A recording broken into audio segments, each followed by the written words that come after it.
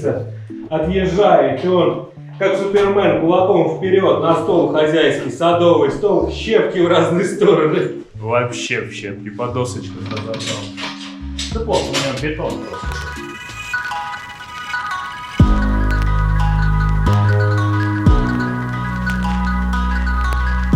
Всем привет, дорогие друзья! Рад приветствовать вас на канале Камендом. Меня зовут Масис, и я ведущий этого канала.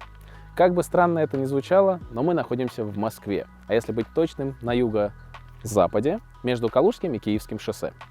Сегодня нас ждет интересный обзор чугунной печи от французского производителя Invicta. Будем устанавливать и делать обзор на печь-камин Invicta Mesnil.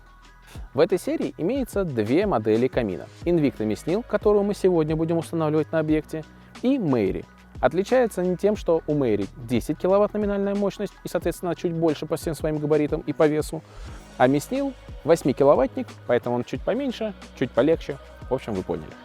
Друзья, если рядом с Mesnil мы поставим печь-камин Invicta Шатель, то даже невооруженным глазом можно выявить схожие очертания. Все верно. Дело в том, что Mesnil был изготовлен на базе печи-камина Invicta Шатель. Разница в добавлении статичной ножки.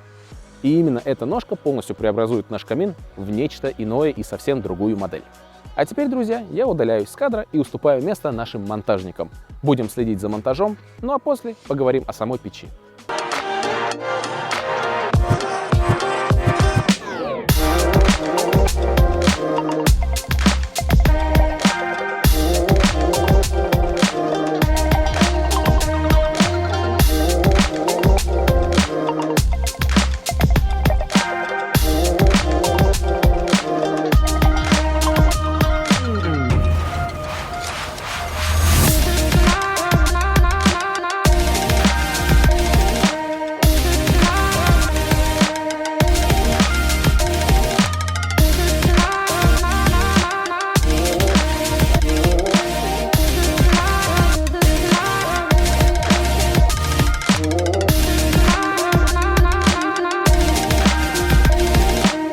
Итак, друзья, печь установлена и готова к работе, поэтому по традиции давайте заглянем сперва в технические характеристики, ну а потом ее разожжем.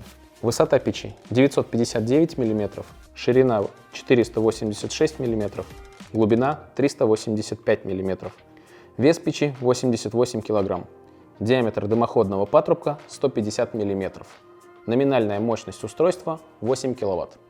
Важной особенностью Invicta Mesnil является то, что она реализована на статичной ножке. Это полностью и кардинально меняет представление о печи-камине. Плюс, вдобавок ко всему, она полностью выполнена из чугуна. За исключением зольного ящика и самой ножки, она будет стальной. Что же касается комплектации, у нас по традиции производитель дает свою техническую документацию с полным подробным описанием ее характеристик. Здесь также можно посмотреть нормативы по монтажу, по установке. И, конечно же, можно посмотреть рекомендацию по дровам и по длительности горения. Что касается Mesnil, производитель заявляет, что она может работать в длительном горении на одной полноценной закладке до 8 часов. Размер дров сюда помещается 34 сантиметра в горизонтальном положении. Продолжим по комплектации. В комплектацию еще входит рукавичка для того, чтобы мы могли с легкостью орудовать нашим камином, когда он нагрелся, закладывать дрова, открывать дверцу и так далее. И, конечно же, инструмент для регулировки опций чистого стекла. Давайте, друзья, заглянем внутрь и сразу же приступим к закладке дров и розжигу. Как мы можем заметить, как и у всех других печей, опция чистое стекло спрятана за дверцей. Управляется она легко, плюс-минус обозначает открытое-закрытое положение. И вторая опция, она же основная, это подача воздуха на горение. Такая интересная крутилка. Собственно, вот и все. Нет вторичного дожига, как в Гамонте и Шамане, но, тем не менее, две опции, и мы сейчас проверим, как она работает, как себя ведет в различных положениях регулировок. И да, самое главное, обязательно нам нужен шибер, потому что данные печи без наличия шиберной заслонки не могут гарантировать полноценную управляемую работу. Каким бы камин классным ни был, все равно шибер нам нужен как страховка, это как минимум, ну и, конечно же, как регулировка в исключениях, потому что Производитель не рекомендует использовать шибер в качестве регулировки, но тем не менее мы прекрасно понимаем, что без шибера мы не сможем полноценно регулировать и контролировать работу нашего камина.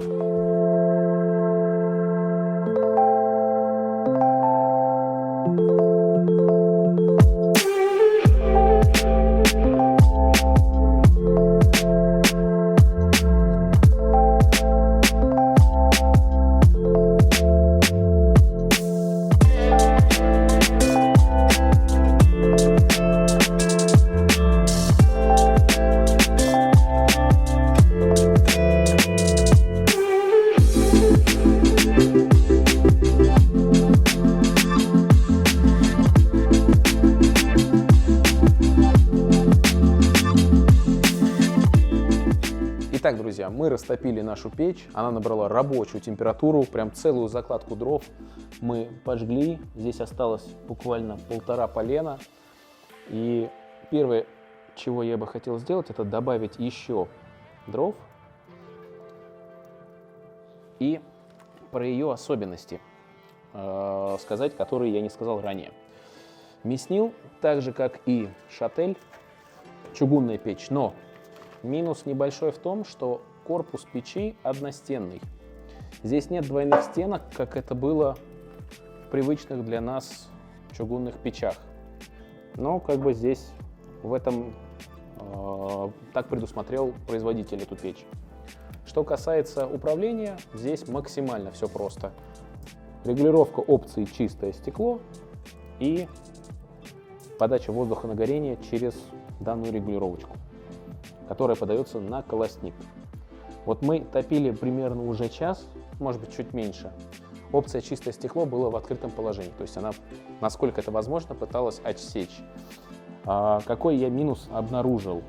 Она, в принципе, эта опция довольно неплохо работает. Если мы откроем дверцу и посмотрим с внутренней стороны, можно увидеть то, что основная, то есть большая половина части стекла, то есть сверху почти до 2/3, она чистая. А вот нижняя самая часть, до этого участка, видимо, опция обдува уже не успевает доходить, потому что кислород попадает в топочную камеру и происходит процесс горения. Поэтому опция работает, но, как мы видим, не совсем идеально. Как бы это особенность печи, поэтому придираться к этому не стоит. Любая печь, у любой печи стекло будет покрываться сажей. У кого-то лучше, у кого-то хуже. Тем более, что это одна из самых бюджетных печей у французского производства, то есть это максимально простая модель. Тем не менее, даже у такой простой модели предусмотрена эта опция так, что, насколько это возможно, стекло остается чистым. Раз уж заговорили про регулировки, давайте посмотрим, как вообще печь реагирует на изменение положения регулировок. Начнем, наверное, сразу с длительного горения. Я сейчас перекрою подачу воздуха на обдув стекла.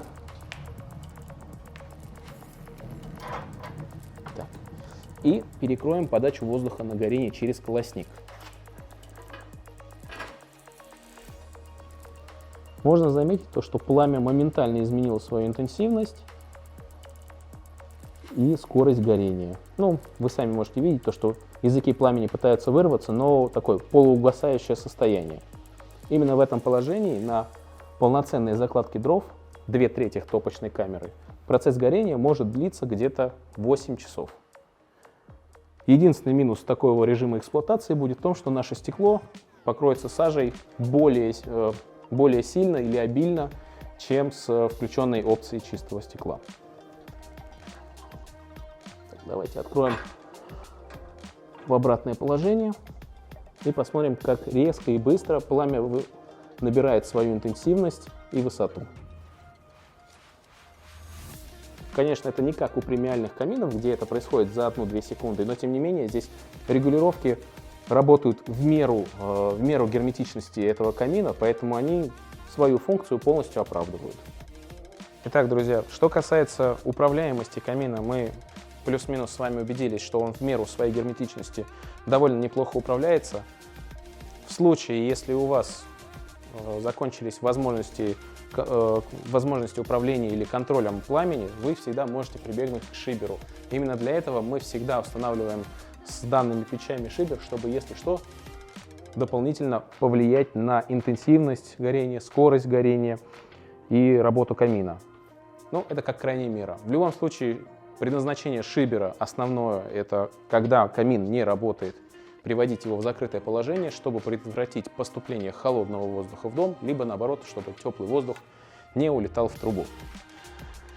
Давайте двигаться дальше. Что касается диаметра дымохода, здесь у производителя установлен 150-й патрубок. На самом деле для такой печи, по моим ощущениям и по опыту предыдущих монтажей и работ камина, смело можно было бы ставить 120 мм патрубок. Ну ладно, если даже не 120, то 130 мм здесь бы за глаза хватило, но тем не менее, даже со 150-й трубой вы можете быть уверены, даже если у вас метраж дымохода будет недостаточным, я имею в виду там 3 метра со 150 диаметром, даже при таком метраже именно у этой модели будет безупречная тяга, независимо от времени года и от обстоятельств, которые, как внешние факторы, могли бы повлиять на работу.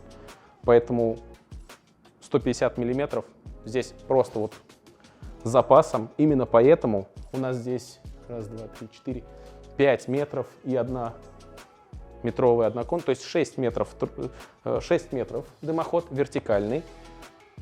Тяга настолько прекрасная, что даже закрывая все возможные регулировки, мы слышим, как тянет из всех возможных щелей.